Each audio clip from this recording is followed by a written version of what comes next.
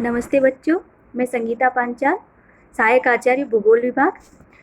हम चर्चा कर रहे थे पूर्व के वीडियो में जैसे वेबर द्वारा प्रतिपादित औद्योगिक स्थानीकरण का सिद्धांत। औद्योगिक स्थानीकरण के सिद्धांत में हम पूर्व में चर्चा कर चुके हैं कि विभिन्न तरह की जो स्थितियां हैं उसमें उद्योगों की स्थापना कहाँ होगी। जैसे एक बाजार व एक कच्चा माल प्राप्ति का स्थान, पूर्व में हम इस पर चर्चा कर चुके हैं। दूसरी स्थिति जो है वो यदि कच्ची सामग्री के स्रोत, दो तरह की कच्ची सामग्री के स्रोत हैं तथा एक बाजार बिंदु है, तो ऐसी स्थिति में उद्योग की स्थापना कहाँ होगी, जो हम इस ट्राइंगल से समझ सकते हैं। एक तरफ है ईंधन प्राप्ति स्थल, दूसरा है कच्चा माल जो कि 2 टन प्रति टन उत्पादन है, और तीसरी जो बिंदु है वह बाजार है। और ये आपस में इनमें 10 किलोमीटर, 8 किलोमीटर, 6 किलोमीटर का डिस्टेंस दिया हुआ है। अब इसमें उद्योग की स्थापना कहाँ होगी, तो सबसे पहले हम कल्पना करते हैं कि यदि हम बाजार पर स्थापना करते हैं तो वहाँ कुल व्यय कितना होगा। जैसे कि बाजार पर स्थापना करने पर ईंधन व्यय जो आता है वो 18 टन प्रति किलोमीटर है। इसी तरह से कच्चे माल जो व्यय है वो होगा 16 टन प्रति किलोमीटर, और दोनों का मिलाकर के जो कुल यातायात भार है, व्यय है, परिवहन व्यय है, वह है 34 टन प्रति किलोमीटर। इस तरह से यदि हम उद्योग की स्थापना ईंधन के स्थान पर करते हैं तो ऐसी स्थिति में जो अलग अलग व्यय आएगा, जैसे कि कच्चे माल पर जो व्यय है वह होगा 20 टन प्रति किलोमीटर, बाजार पहुंचाने पर जो व्यय होगा वह होगा 6 टन प्रति किलोमीटर, और जो कुल परिवहन व्यय होगा वह 26 टन प्रति किलोमीटर होगा। जो तीसरी स्थिति है, यदि कच्चे माल की प्राप्ति पर अगर स्थापना की जाए तो ऐसी स्थिति में जो ईंधन व्यय होगा वह होगा 30 टन प्रति किलोमीटर, और बाजार पहुंचाने पर जो व्यय होगा वह है 8 टन प्रति किलोमीटर। इस तरह से कुल परिवहन व्यय हुआ 38 टन प्रति किलोमीटर। इन तीनों ही परिस्थिति में यदि हम इन तीनों के ही यातायात व्यय की तुलना करें तो सबसे कम जो परिवहन व्यय है वह आता है ईंधन के स्थान पर। यदि हम किसी उद्योग की स्थापना करते हैं तो वह मात्र 26 टन प्रति वर्ग किलोमीटर ही परिवहन व्यय आता है। अतः ऐसी स्थिति में जो उद्योग की स्थापना है वह होगी ईंधन के स्थान पर। इस तरह से वेबर ने कल्पना की है कि यदि कच्ची सामग्री की दो तरह की कच्ची सामग्री की आवश्यकता पड़ती है और वे 2 स्रोतों से प्राप्त होती हैं, तो ऐसी स्थिति में बाजार बिंदु एक ही है। ऐसी स्थिति में कारखाने की स्थापना अधिकतम मिश्रित भार वाले कच्ची सामग्री के स्रोत पर होगी। जो दूसरी उन्होंने जो कल्पना की वह यह दशा जो है उसमें यह बताया कि यदि कच्ची सामग्री सर्वत्र सुलभ है तो कारखाना बाजार बिंदु पर स्थापित होगा। और तीसरी स्थिति में उन्होंने बताया यदि कच्ची सामग्री सर्वत्र सुलभ है तो भी उद्योग की स्थापना बाजार बिंदु पर ही होगी। तीसरी जो स्थिति उन्होंने बताई कि यदि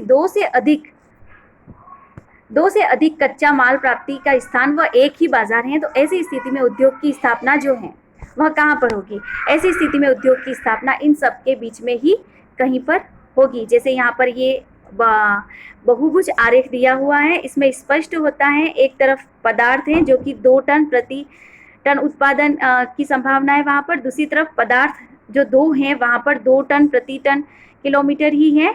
बाजार है, उद्योग की स्थापना का संभावित बिंदु यहाँ बीच में बिल्कुल दे रखा है।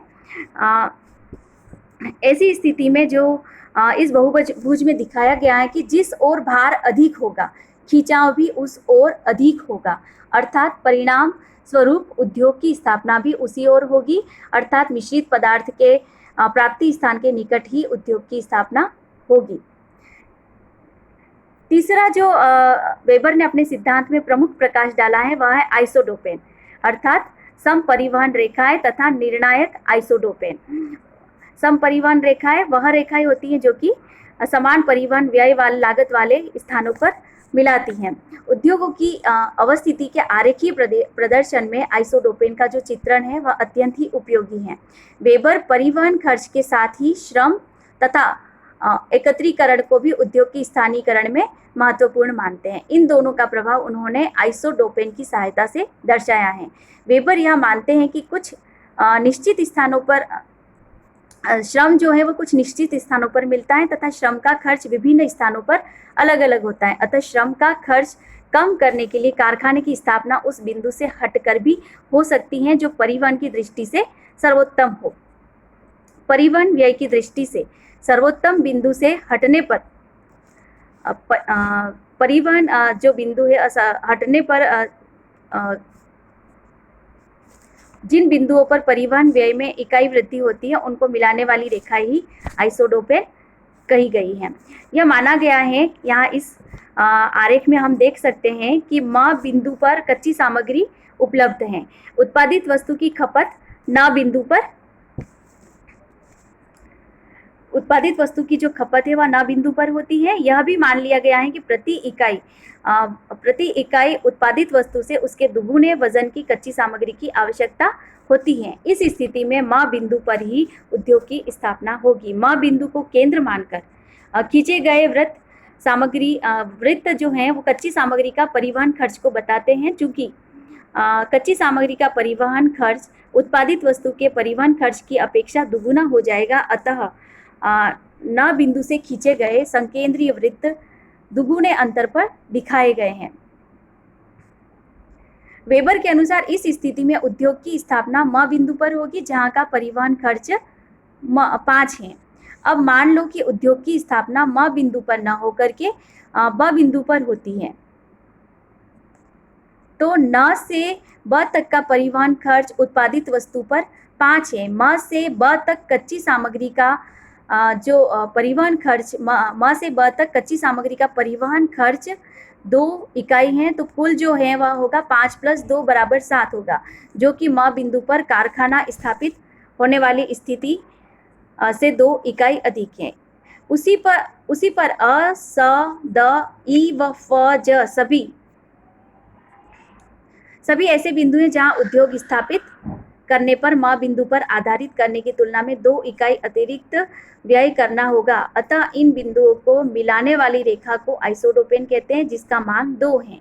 यदि इस आइसोडोपेन पर स्थित किसी भी बिंदु पर उद्योग स्थापित करने से श्रम के खर्च में 2 इकाई की बचत होती है, तो इन आइसोडोपेन से आवृत किसी भी बिंदु पर कारखाना स्थापित किया जा सकता है और इसके बाहर कारखाना स्थापित करने में हानि होगी। इसे निर्णायक आइसोडोपेन कहते हैं।